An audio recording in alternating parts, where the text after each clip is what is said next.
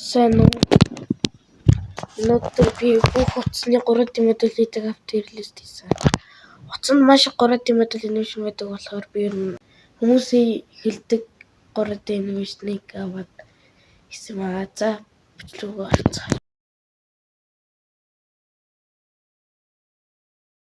За одоо Prisma 3D бол энэ 3D модель хийж болно. Дээрээс нь 3D animation хийж болно. Гэхдээ sculpt хийж болохгүй. Sculpt гэж юу вэ гэхээр нэг бичлэгэнд харуулчих. За янз ингээд би нэг нөгөө маш их animation хийдэг Roblox-ийн тэгээ funny moment нэтэргээд юм тайлбарлах гэдэг.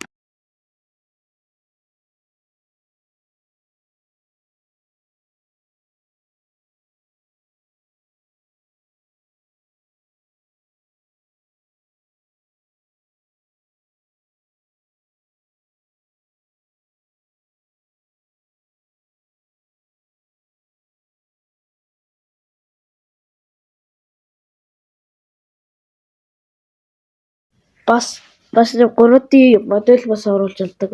Одоо ингээд diamond, play button, одоо буу энэ царай одоо энэ төргээд хүний бие энэ төргээд оруулж болдог болохоор амар гоё. Би энийг ер нь S tier гэж үнэлнэ. Дараагийн app бол 3D моделийн app гэдэг байгаа. За энэ харин модель хийж болдог. Animation хийж болохгүй. Гэтэ удирдахад амар хэцүү. Нэг хороо даруулдаг дуус.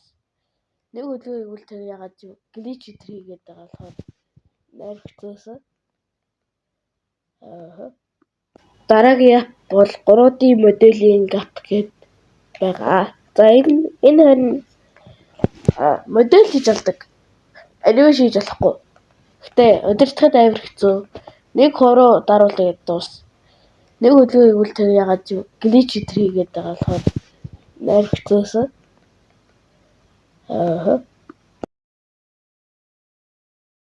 Би нэг C дээр үнэлээ. Амар гоо болохоор.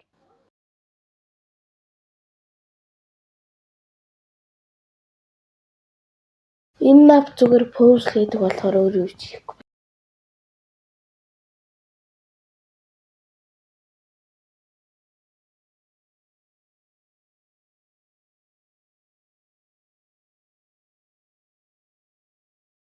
Одоо энэ app бол 3D sculpt хийж болт юм байна.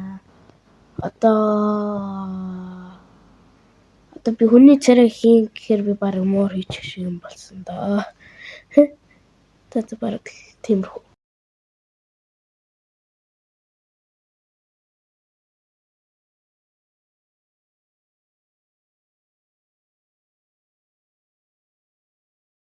Mosaic 3D бол одоо хичээл хийхэд тохирсон. Одоо түүхийн хичээл тохирсон үйл явдал. Одоо энэ тгийн одоо байр одоо юу Colosseum энтергээд Монгол гэр яаж үүссэн бэ гэдэгтэй адилхан.